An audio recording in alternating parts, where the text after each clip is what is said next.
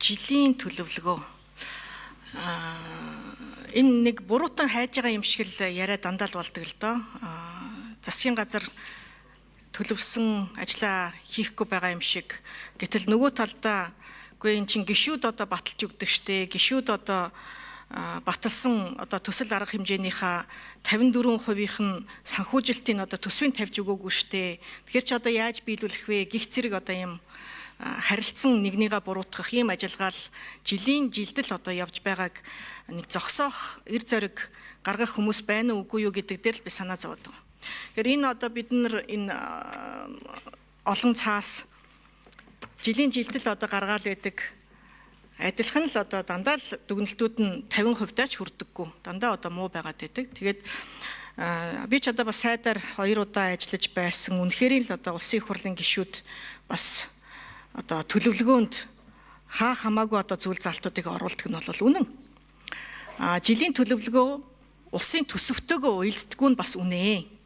Ийм учраас хөгжлийн бодлого төлөвлөлтийн тухай хуулинд 1 жилийн төлөвлөгөө гаргана гэдгийг одоо болооч гэдэг саналыг би өнгөрсөн жил одоо бас яг хэлжсэн.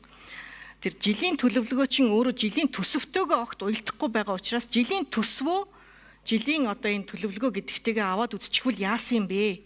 Тэгэхгүй бол гишүүд чинь андуураад одоо албаарч андуурж гин үү, албаар бус андуурж гин үү, жилийн төлөвлөгөөндөө улсын төсөв шиг андуурч баахан юм оруулаад тэгээд тэр нь эргээд жилийн төсөвтөөч одоо уялддаггүй эргээд нөгөө гүйцэтгэл нь муу гарч байгаа байхгүй. Тэгэхээр дэгийн тухай хуулийнхаа 117-гийн 4 дээр одоо энэ байнгын хороо энэ хамтарсан байнгын хорооноос санал дүгнэлт гарганаа. Тэгээд үүн дээрээ бол яг энэ жилийн төлөвлөгөөнд заасан төсөл арга хэмжээ бүрэн хэрэгжээгүй бол түүний шалтгаан нөхцөлийн талаар одоо бас оруулнаа гэж заагаад өгсөн байна. Тэгэхээр энэ аудит болон засгийн газрын өөрийнх нь болон улсын их хурлын дүгнэлтүүд дээр нь бүгдээр нь яг энэ асуудлуудыг хилцсэн байгаа учраас за энэ хэмнэлтийн тухай хууль, төсөв төлөвлөлт энэ бүгдийг одоо эргэж харах хэрэгтэй.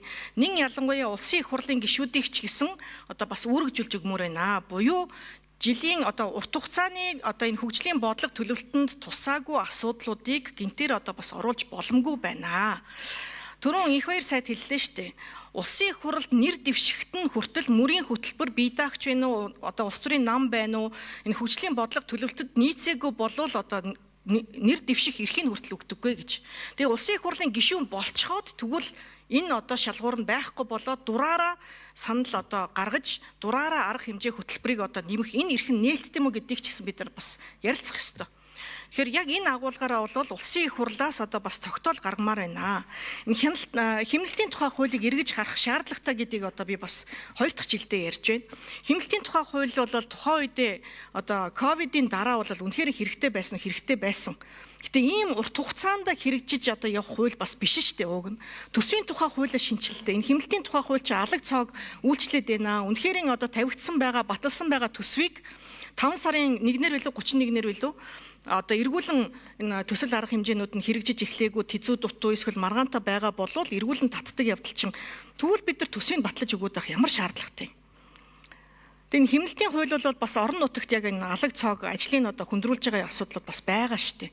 Тэгээ энийг бас зоригтой шинжлэх хэрэгтэй байна.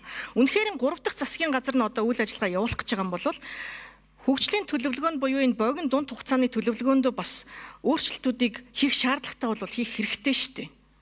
Тэгээ энэ агуулгаараа бас зоригтой энэ эрхийн чигсээ өгөх тал дээр улсын их хурлаас ууг нь бол одоо бас нэг тогтоол гаргах хэрэгтэй байна. 117-гийн 10 дээр